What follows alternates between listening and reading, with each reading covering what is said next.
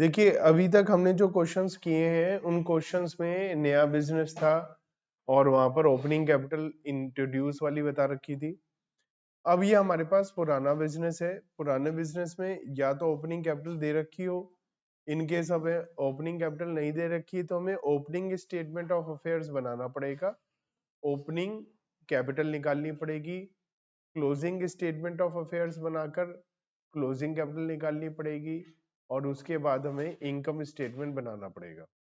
अब अगर हम इन दोनों को अलग अलग बनाते हैं तो हमारा डबल टाइम वेस्ट हो जाएगा।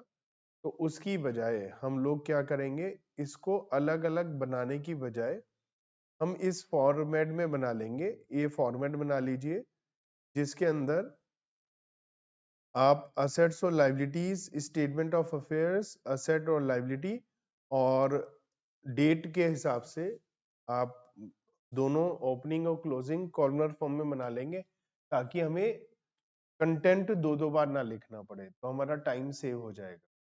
तो जल्दी से फॉर्मेट बनाइए इसका। इस तरीके से फॉर्मेट बन जाएगा, ठीक है।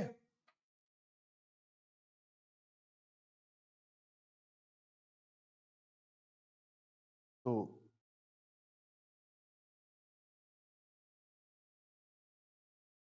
स्टेटमेंट ऑफ अफेयर्स,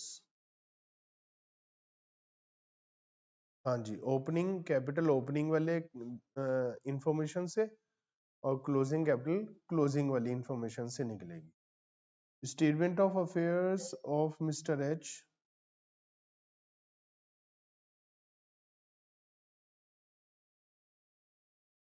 हाँ जी,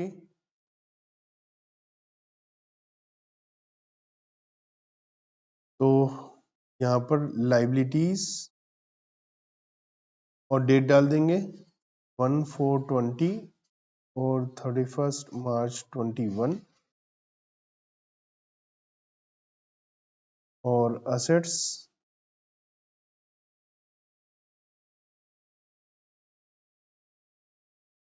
देखिए कैश इन हैंड कहां पर आती है, असेट्स में कैश इन हैंड,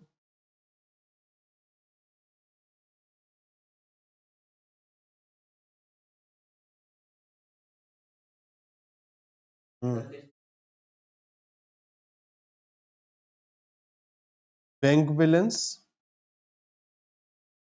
10,000 and 20,000 और स्टॉक असेट में ही आता है 25,000 और 24,000।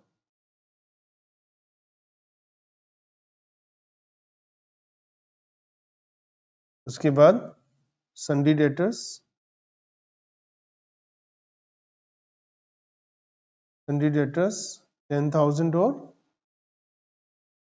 18,000, फर्नीचर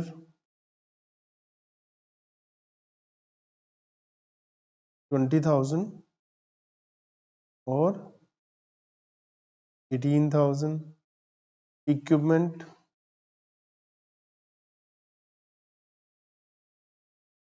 30,000 और 27,000, सन्डी क्रेडिटर्स लाइबिलिटीज में आ जाएंगे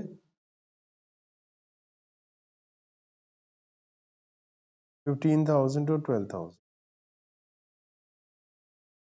अब हमें अलग से इंफॉर्मेशन में दिया हुआ है कैपिटल और ड्राइंग्स, और जो कैपिटल और ड्राइंग्स हैं वो हमारी इनकम स्टेटमेंट में आती है।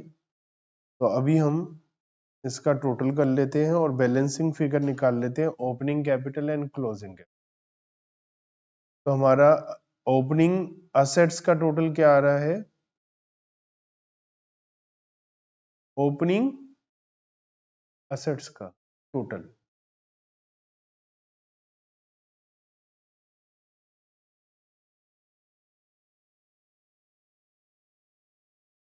कितना आ रहा है, 1,02,000।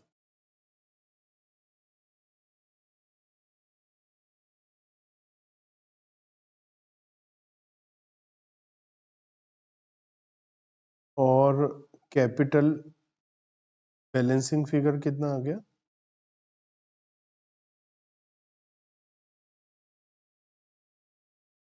87,000।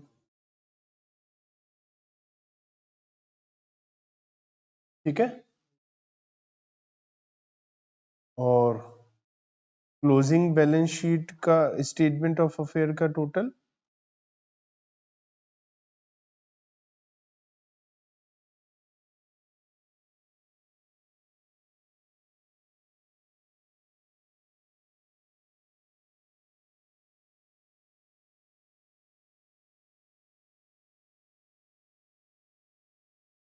कितना है टोटल? 22,000। और कैपिटल कितना आ रहा है? 10,000। इसमें कोई टेंशन है किसी को? अब क्या बनाएंगे हम? Income statement.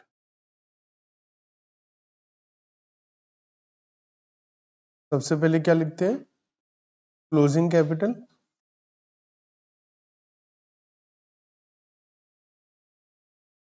10,000। इसमें ऐड करते हैं ड्राइंग्स। ड्राइंग्स है 48,000।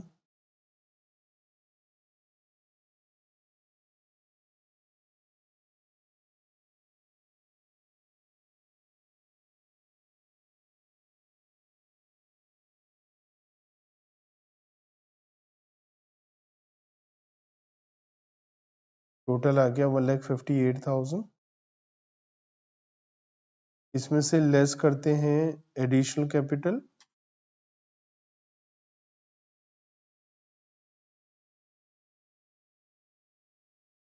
जो कि है 7,000।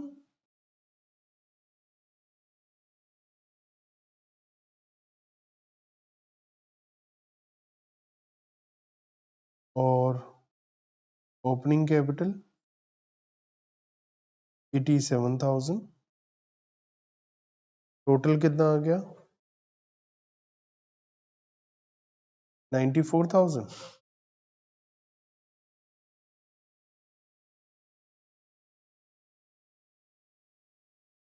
64,000 आ जाएगा प्रॉफिट। आराम से देख लीजिए, और कोई डाउट है तो मुझे बताइए।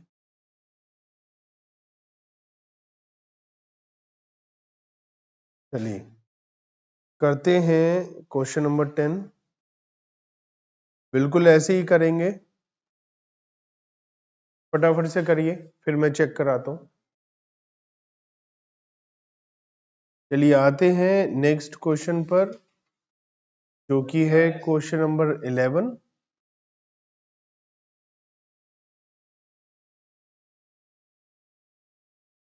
क्वेश्चन नंबर 11, और क्वेश्चन नंबर 11 आप घर से करेंगे। देखिए बिल्कुल ऐसा ही है क्वेश्चन करने में, देखने में। क्वेश्चन नंबर 11 आप घर से करिएगा। क्वेश्चन नंबर 12,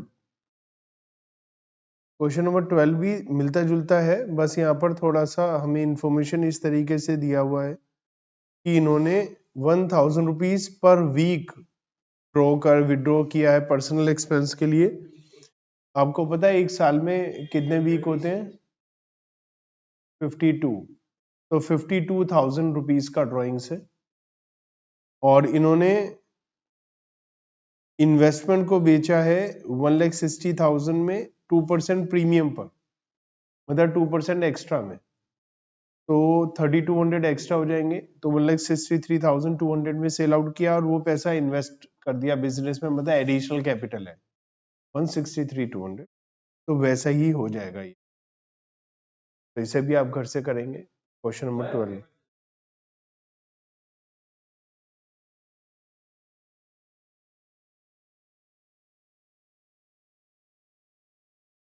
इनकम्प्लीट कहाँ पर है?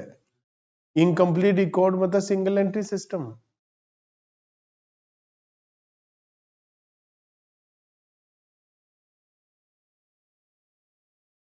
और क्वेश्चन नंबर 13 भी बिल्कुल ऐसा ही है। तो क्वेश्चन नंबर 13 तक आपको कंप्लीट क्वेश्चंस करने हैं, क्वेश्चन नंबर 13 तक।